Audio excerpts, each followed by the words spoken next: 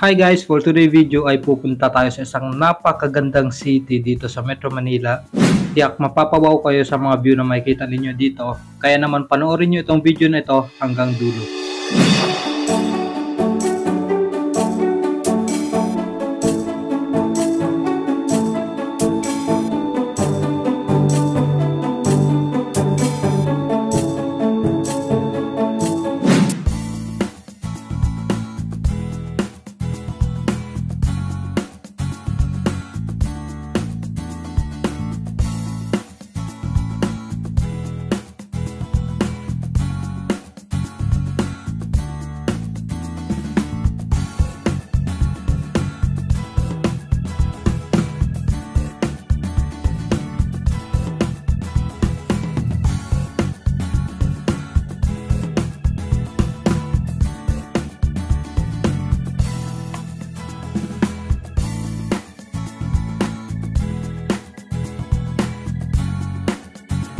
Hi guys, welcome to my vlog. Today is Sunday at ngayon gabi nandito kami sa Bonifacio Global City at kasama ko si Mama, pamangkin ko at yung dalawa kong pinsan. Alam nyo, ito na yung pinakamagandang city dito sa Metro Manila, ang Bonifacio Global City. Kaya naman always itong dinarayo ng mga tao every Saturday and Sunday.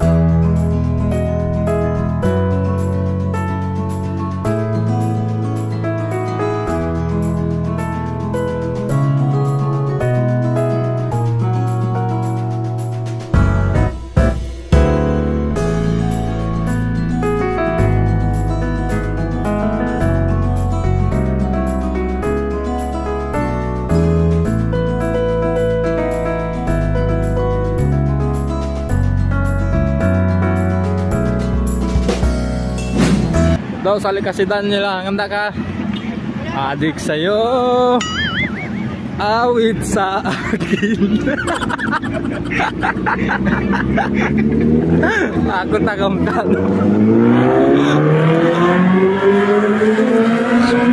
Anak ka, ilang sawa na sa aking mga kwento.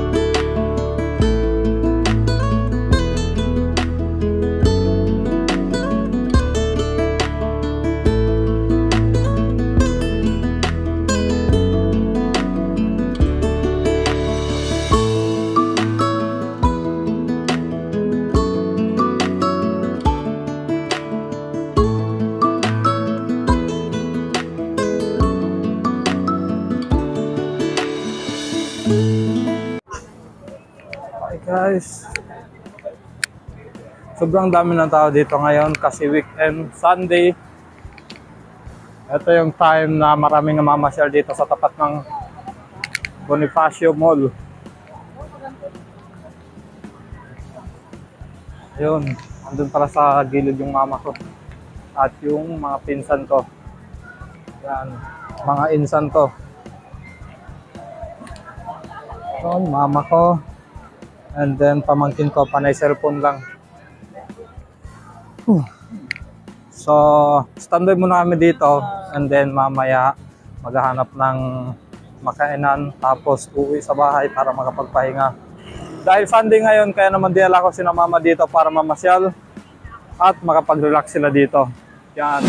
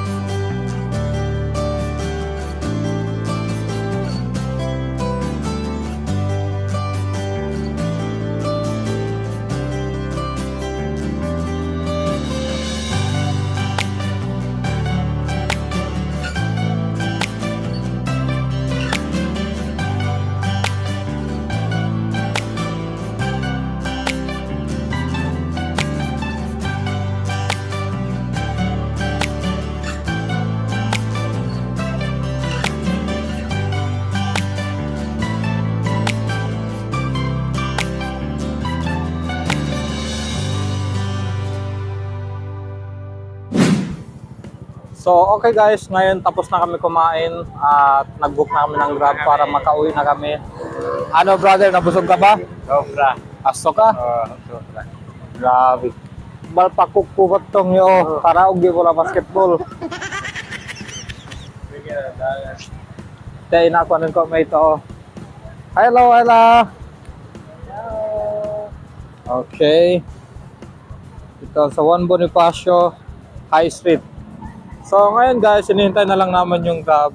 Tapos pauwi na rin kami ng bahay para makapagpahinga si na mama. At kami bukas kasi may mga trabaho pa kami. Lalo na ito, maaga pa to. Mga 4 AM pa lang. Gising na yan. Trabaho. Mag-hi ka sa mama mo. Hello.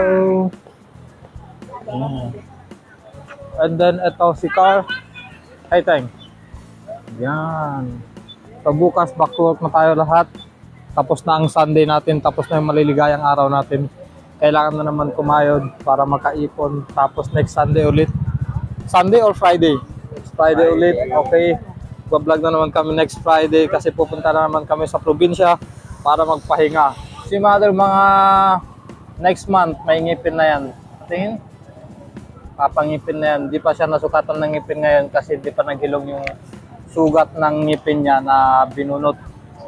So, sabi ng doktor, kailangan niya maghintay ng within 1 month para masukatan siya ng pustiso. Okay, see you on next video guys. Don't forget to subscribe. You can visit my YouTube channel, Odi Kingston.